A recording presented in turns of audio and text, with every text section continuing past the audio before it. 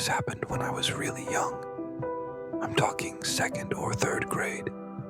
It's hard for me to remember things clearly from that long ago, but this memory stands out for reasons you'll soon understand. It was a school day, and it had been raining cats and dogs all day. After picking me up from school, my parents left the house for some upscale event. I can't remember if it was a fundraiser, a dinner party, or something else entirely. Either way, they were supposed to come back that night. But while they were gone, the storm picked up like crazy, and it became unsafe to drive long distances.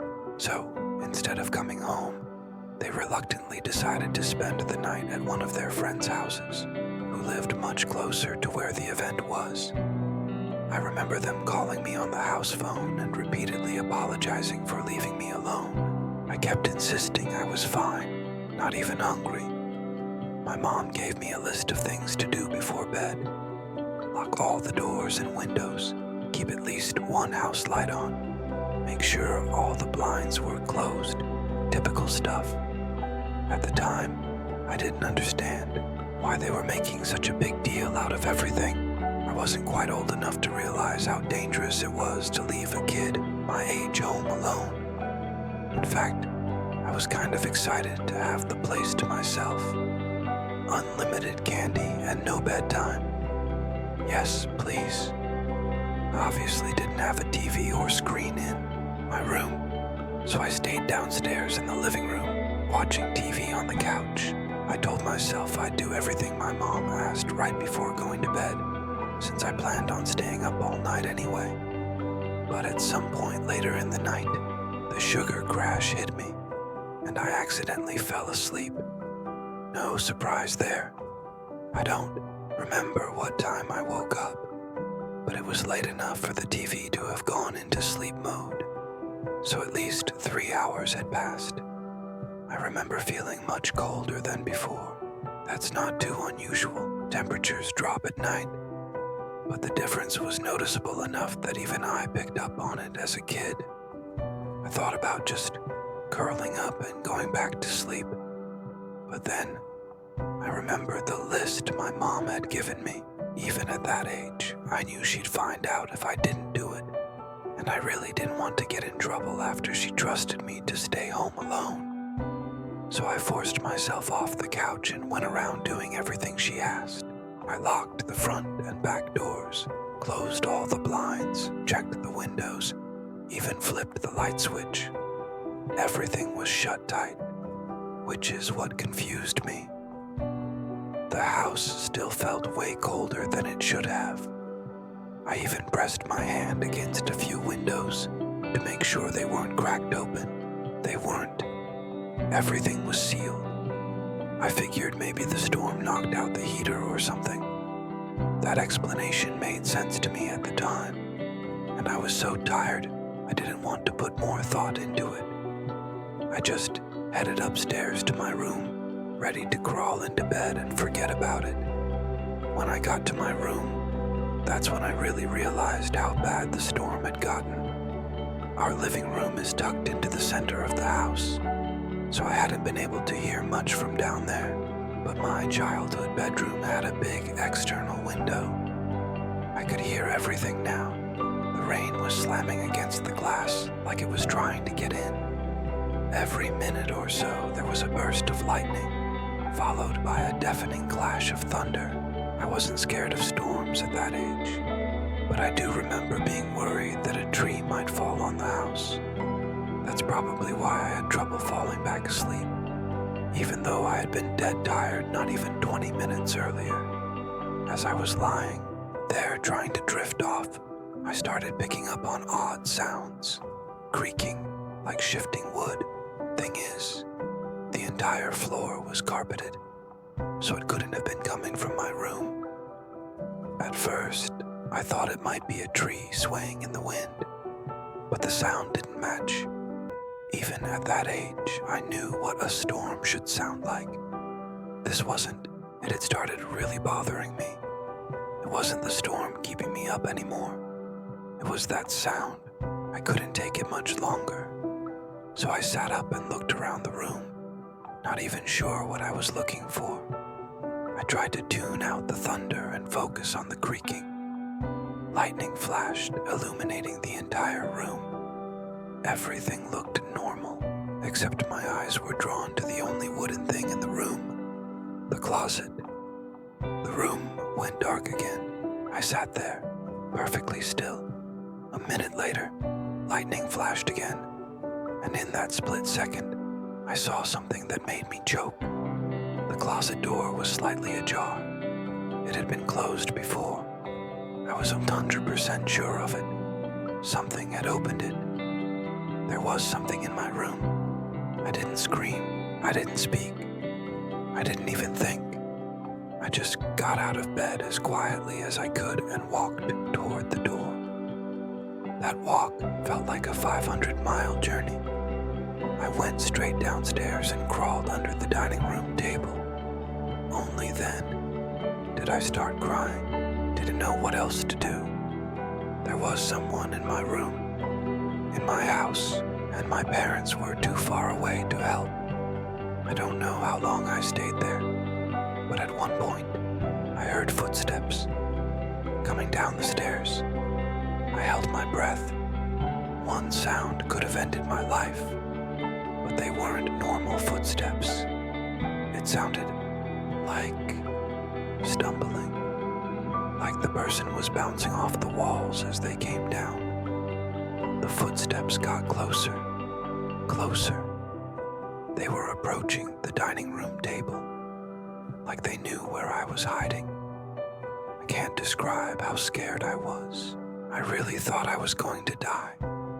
And then I saw them. From under the table, I couldn't see their upper body, but I saw 2 bare feet, dirty, muddy, discolored legs, tinged with yellow. I couldn't even tell if they were male or female. That's how disfigured they looked. Cuts all over, like they'd rolled through a thorn bush. They were stumbling, struggling to stay upright. Then they dropped something. A wrench. It clattered to the floor. And I swear, it took everything in me not to scream. If that person bent down to pick it up, they would have seen me. But they didn't. They stood still for what felt like an eternity. Then, finally, they continued walking. I couldn't see them anymore. I listened to the chaotic, uneven footsteps stumbling around the first floor. Then, finally, the front door opened and shut. They were gone. I stayed hidden for a long time after that. Part of it was fear. Part of it was drama. I just remember feeling numb. I was old enough to understand how bad the situation was, but too young to know how to handle it. Eventually, I picked up the wrench. I didn't want my parents to find it the next morning. After locking the front door, I went back upstairs, crawled into bed, and somehow fell asleep. Everything went back to normal after that. And for whatever reason, I never told my parents. I was terrified they'd find out I hadn't followed their instructions. I kept it all to myself.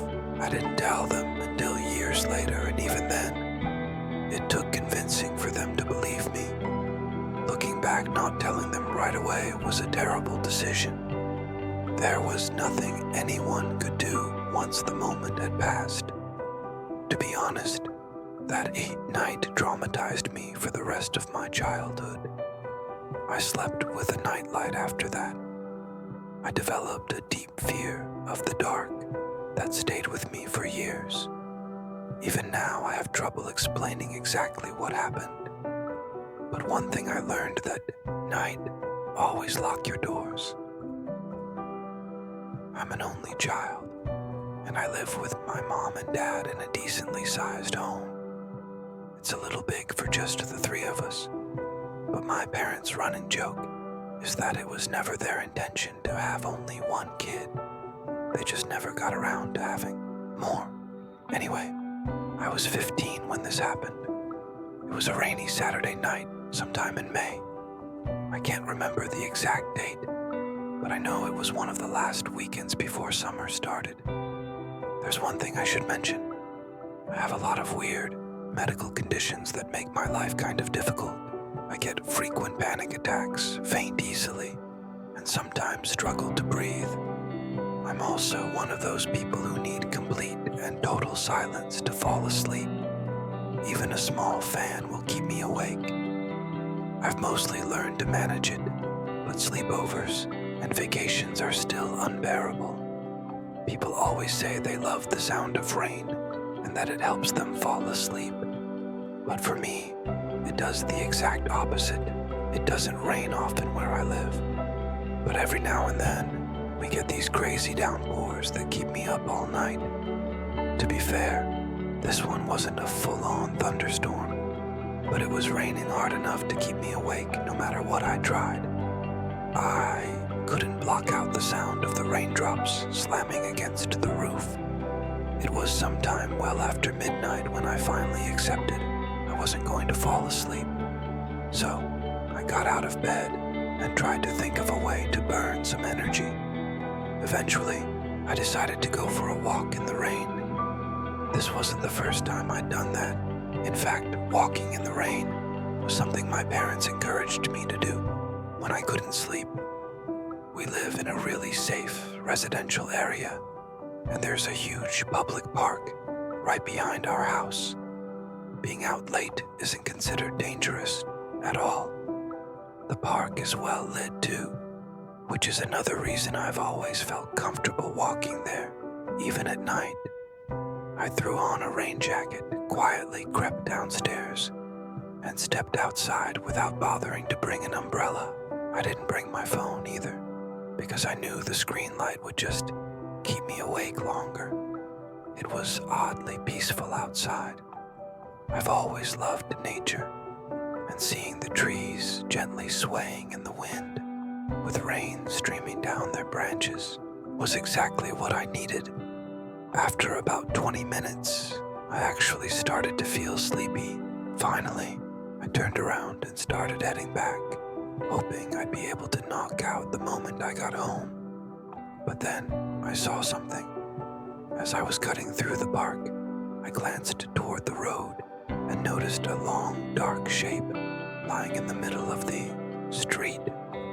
At first, I thought it was just a weirdly shaped garbage bag, but the more I stared, the more I realized what it actually was.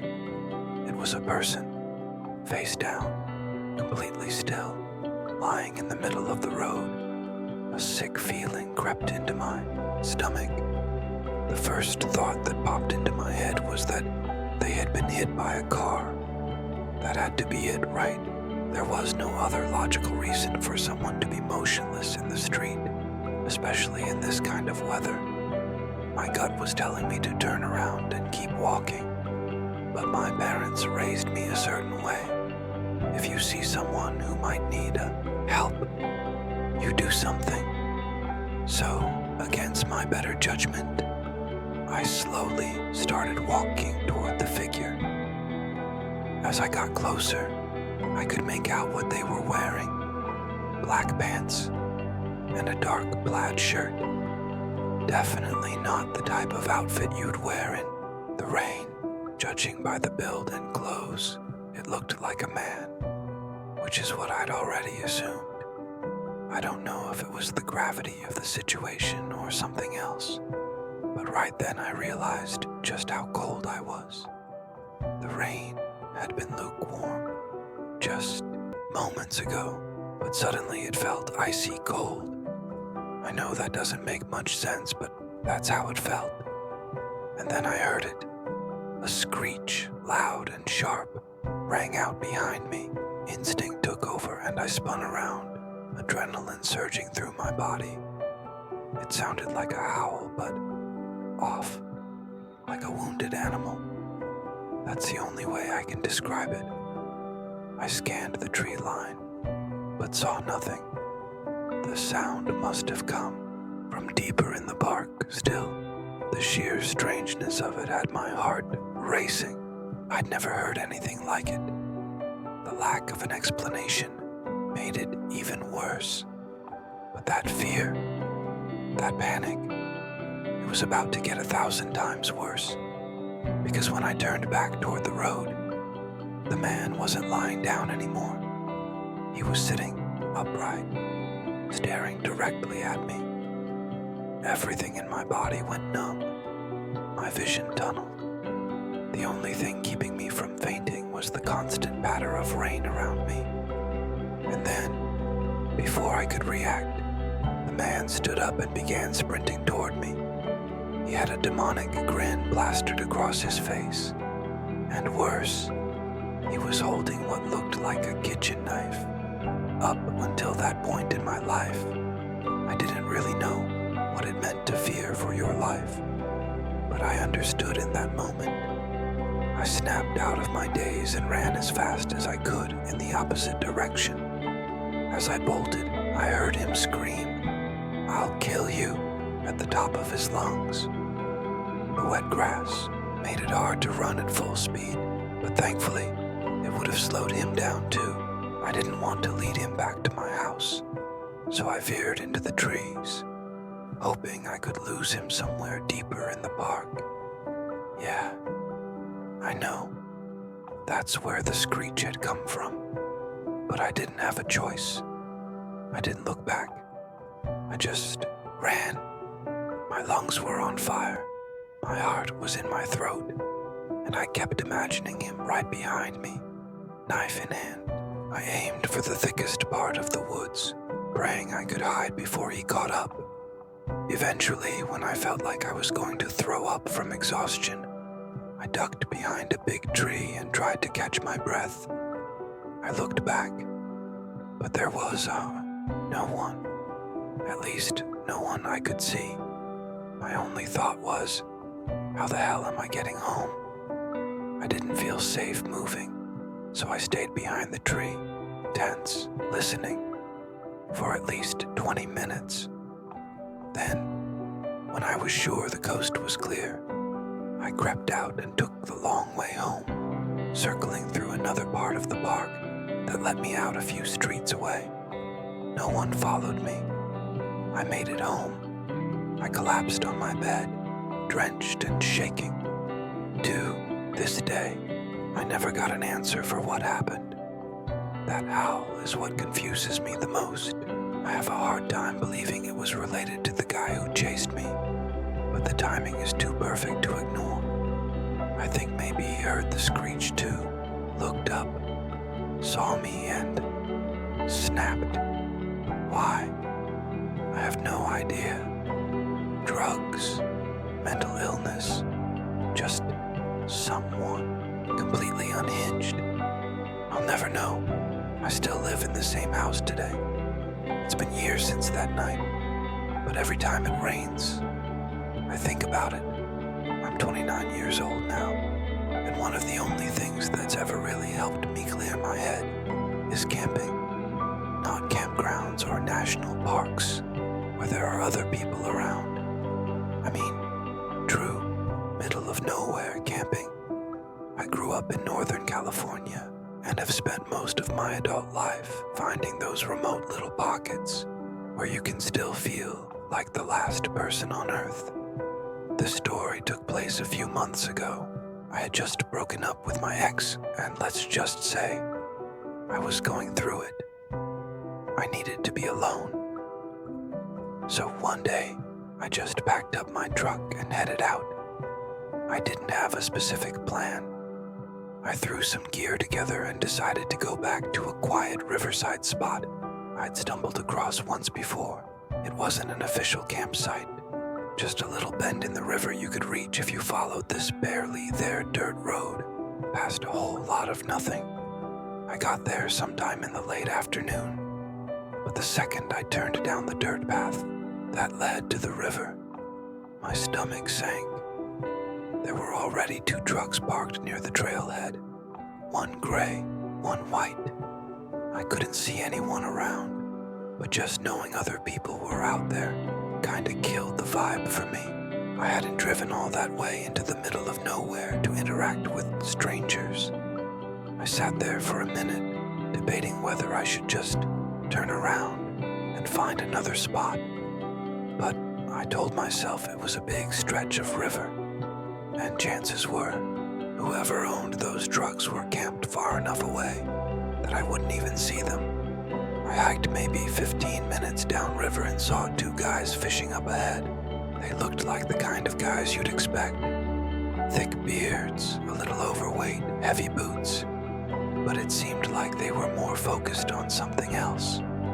As I got closer, one of them quickly covered something with his jacket and gave me this awkward half-smile. As I passed, he called out, saying something about how they were just target shooting cans and didn't mean to freak me out. I gave a polite nod and kept walking without saying anything. But as I continued on, I kept replaying what the guy said in my head. It wasn't even the words. It was how rushed and awkward it sounded. Like he was trying too hard to sound casual. I got that uneasy feeling you get when something doesn't quite add up. Still, I pushed it down. People out there weren't exactly known for their social skills, and it wasn't that unusual for rural folks to be a little off when talking to strangers. I told myself to let it go and focus on finding a good spot to set up camp. Eventually, I found a place a little further down the bend where the trees were thicker and the trail dipped out of sight. It wasn't perfect, but it was tucked away enough that I felt like I had my own space. I set up a camp, pulled out a book, and tried to settle in. It started raining lightly not long after, so I threw on my rain jacket and kept reading, letting the sound of the river and the soft drizzle drown everything else out. Later, I wandered down to the rocks by the river's edge to think for a while. That's when I noticed someone across the water. It was one of the guys from earlier, the one who had called out to me. Only this time, he was alone. He spotted me and waved. I hesitated, then waved back, figuring it was better to be friendly. He yelled across the river, asking for my name. I don't know why, but I shouted back my real name, Anisha, without really thinking about it. He stood there for a second after I answered, then pulled something out of his jacket. At first I thought it was a phone, but then I realized it looked more like a disposable camera. Before I could even process what was happening, he held it up and took a picture of me from across the river. Then, without another word, he just turned and started walking back up the riverbank like nothing had happened. I was beyond creeped out. The weird speech patterns and mannerisms were one thing, but taking a picture of me, that was next level strange. I headed back to my campsite and decided I'd stay put for the rest of the night. After the sun went down, I crawled into my tent and tried to get some sleep, but my mind wouldn't shut off. I kept replaying the breakup in my head, picking apart every word, every mistake, every what if. I don't know how long I lay there, just listening to the river and the light patter of rain against the tent. But at some point, I started hearing something else. Faint, uneven sounds, like someone stepping carefully over wet ground. At first, I tried to convince myself it was just the rain, or maybe an animal. But the longer I listened, the clearer it became. Footsteps circling the campsite. And the second I made that connection, my stomach dropped. I didn't even have to wonder who it might be. I'm no fool. I never go into the woods alone without protection, and this trip was no exception. I didn't hesitate. I grabbed my handgun from where I kept it tucked by my sleeping bag, then unzipped the tent and stepped out into the rain. My heart was pounding so loud I could hear it in my ears, but I needed to stay calm. I clicked my flashlight on and swept it across the trees. And there he was, that same creep from earlier, standing a few yards away, half hiding behind a tree. He wasn't smiling or scowling. He just had this blank expression on his face, like he wasn't all there. The scariest part wasn't his demeanor, though. It was the small axe he was holding in his left hand. For a second, I couldn't move. All I could think about was how far I was from anyone, how nobody would even hear me scream if it came to that. But somehow I managed to raise the gun and level it at him. I forced my voice to stay calm, even though every part of me was screaming. As sternly as I could, I said, "Leave now, or I'll kill you." His expression didn't change. It was like my words meant nothing to him. After a few seconds of silence, he mumbled something about how his friend Ivan had discouraged him from coming to find me, and that he had to take care of Ivan. I didn't wait for him to say anything else. I fired a shot straight into the trees above his head. He stumbled, clearly not expecting it. I leveled the gun again, more confident now, and told him it was his last chance to drop the axe. He did. A huge wave of relief hit me, but I wasn't out of the woods yet. I told him to take his shoes off, so he'd have a harder time following me, and made sure he didn't have any other weapons on him. Once I was sure he was unarmed, I told him to go to my tent and grab my gear. I watched him like a hawk as he fumbled with my stuff, forcing him to toss it all out into the open where I could see it. I packed the essentials as fast as I could, never letting him out of my sight. I jammed the axe into my backpack and made sure I wasn't forgetting anything. I'd have to leave the tent behind, but that was a small price to pay for staying alive. Then I grabbed his shoes and hurled them as far as I could into the darkness.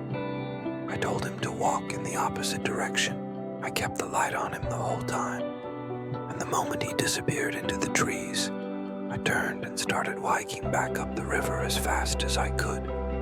That was the scariest part of the whole encounter, stumbling through the pitch-black forest in the rain, not knowing if a potential murderer was right behind me. I wasn't sure if he was following me, but I didn't care. I just kept moving, using the flashlight as little as possible. Both pickup trucks were still in the pullout when I finally made it back to my car. I didn't stop. I threw everything in and peeled out of there. When I got cell service again, I called the police and reported the entire incident, describing the location as best I could.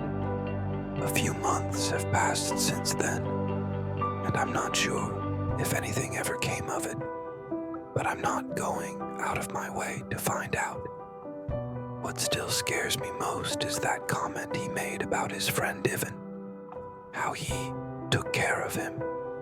I really don't want to think about what that means, but there are only so many explanations. I'm just glad I was armed.